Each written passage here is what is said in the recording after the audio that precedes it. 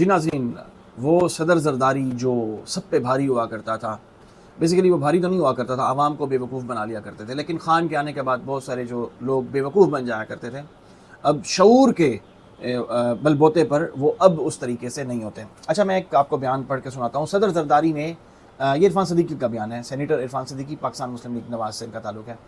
صدر زرداری نے 6 کنالز کی منظوری دی، اس کے منٹس موجود ہیں۔ پیپلز پارٹی کو ابتدائی طور پر کنالز پر کوئی اعتراض نہیں تھا، یعنی کہ نہروں پر، وہ جو 6 نہروں کا معاملہ چل رہا ہے اس پر کوئی اعتراض نہیں تھا۔ جب سندھ میں قوم پرست جماعتوں نے آواز اٹھائی تو پھر پیپلز پارٹی کو اپنے ووٹ بینک کی وجہ سے متحرک ہونا پڑا۔ آپ اگر یہ سچ پوچھے نا تو زرداری کو، بلاول زرداری کو، یا ان کی پوری جماعت، یا کیونکہ وڈیروں کی جماعت ہے، کیونکہ ان لوگوں کے آپ کو پتہ ہے کہ کس طرح کے سٹیکس ہیں، تو ان کو کسی قسم کا کوئی اعتراض نہیں ہے، نہ وہ اس چیز کے خلاف ہیں۔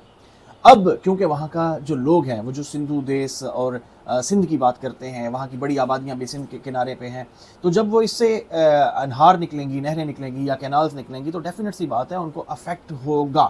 یہ بات نہیں ہے کہ افیکٹ نہیں ہوں گے، وہ افیکٹ ہی اس کے ہوں گے، اور اس سے زیادہ نقصان ہو سکتا ہے۔ جو وہاں کے لوگ کافی عرصے سے، آپ کو پتہ ہے، کالا باغ ڈیم یا ایسے چند ڈیمز ہیں وہ نہیں بنے تھے، اسی وجہ سے یہ سیاست کرتے رہتے۔ اور ابھی زرداری نے خود، کیونکہ اب تو آپ کو پتہ ہے کہ وہ جو سب پہ بھاری تھا وہ سب سے ہولا ہے، سب سے ہولا ہے، اس کی تقریر سے ہی پتہ چل جاتا ہے، وہ جو 23 مارچ کو اس نے کی ہے۔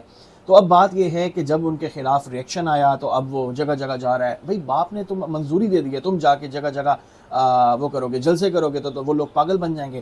میں کہتا ہوں کہ اب شعور کا جو جن تھا نا وہ بوتل سے نکل چکا ہے، اب وہ بوتل ٹوٹ چکی ہے، اب وہ بوتل میں دوبارہ داخل نہیں ہو سکتا۔ لہٰذا اب آپ اپنے آپ کو ٹھیک کریں، آپ اپنے آپ کو بہتر کریں، اس کے بعد آپ مقابلہ کریں عمران خان کا۔ یہ جھوٹ کی سیاست سے، یہ الزام تراشی کی سیاست سے، یا اس طریقے کے یہ جھوٹے وعدوں کی سیاست سے اب آپ نکلیں۔ اگر آپ کو اب نکلنا پڑے گا، اگر آپ نہیں نکلیں گے تو پھر آپ کو سمجھ جائے گی، جیسا کہ آپ کو لگ چکی ہے کہ ایک بندہ جیل میں بیٹھ کے آپ کو یعنی کہ اس طریقے سے نچا رہا ہے، آپ کو سمجھ نہیں آ رہی اس وقت کہ آپ کے ساتھ ہو کیا رہا ہے۔ بہرحال ابھی تو آپ جس مزے میں ہے نا، جس گود میں آپ بیٹھے ہیں، ابھی آپ بیٹھے رہیں، جب وہ گود ٹھنڈی ہوگی تو یقینی طور پہ آپ کو بھی وہاں سے اترنا پڑے گا، اور یہ بہت جلد ہونے والا ہے۔